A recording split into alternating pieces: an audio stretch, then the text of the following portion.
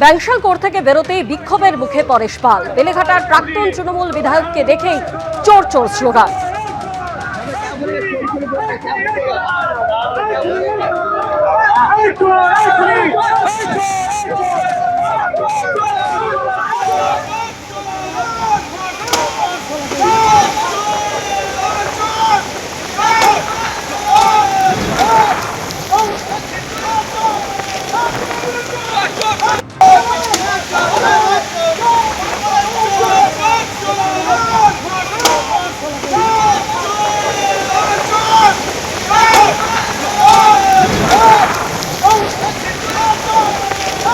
জাহাঙ্গীর খান থেকে শেখ শাহজাহান, শওকত মোল্লা থেকে দিলীপ মণ্ডল, সবাই এখন জেলে।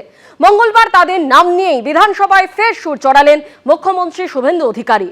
বললেন আরো কড়া আইন আনা হবে, আরো কঠিন ব্যবস্থা হবে। জাহাঙ্গীরদের কেউ বাঁচাতে পারবে না, শওকত মোল্লাকে কেউ বাঁচাতে পারবে না।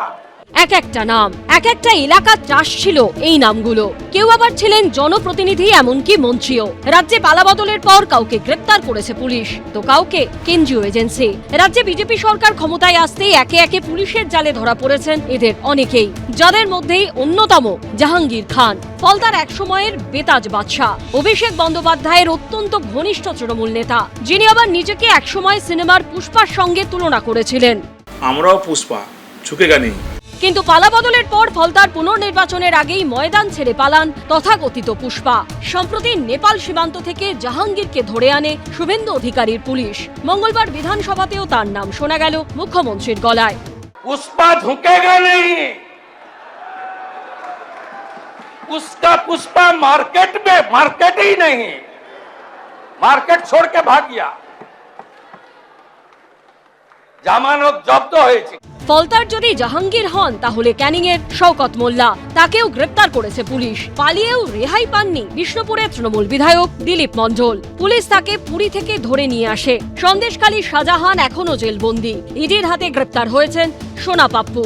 এদের নিয়ে মঙ্গলবার বিধানসভায় কড়া বার্তা দেন মুখ্যমন্ত্রী। শাহজাহানকে কেউ বাঁচাতে পারবে না, দিলীপ মণ্ডলদের কেউ বাঁচাতে পারবে না, রাজু নস্কর থেকে বাপু সোনার মতো গুন্ডাদের কেউ বাঁচাতে পারবে না। নিশ্চিন্ত থাকুন, নিশ্চিন্ত থাকুন। আরো কড়া আইন আনা হবে, আরো কঠিন ব্যবস্থা হবে। শাহজাহান থেকে জাহাঙ্গীর, এদের বিরুদ্ধে ওঠা অভিযোগের বিচার কতদিনে হয় সেটাই দেখার। উজ্জ্বল মুখোপাধ্যায়, কৃষ্ণেন্দু অধিকারী ও আশাবুল হোসেনের report, ABP Ananda.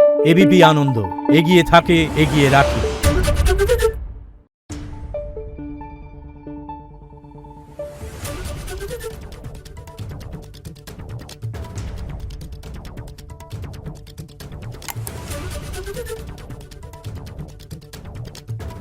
Thank you.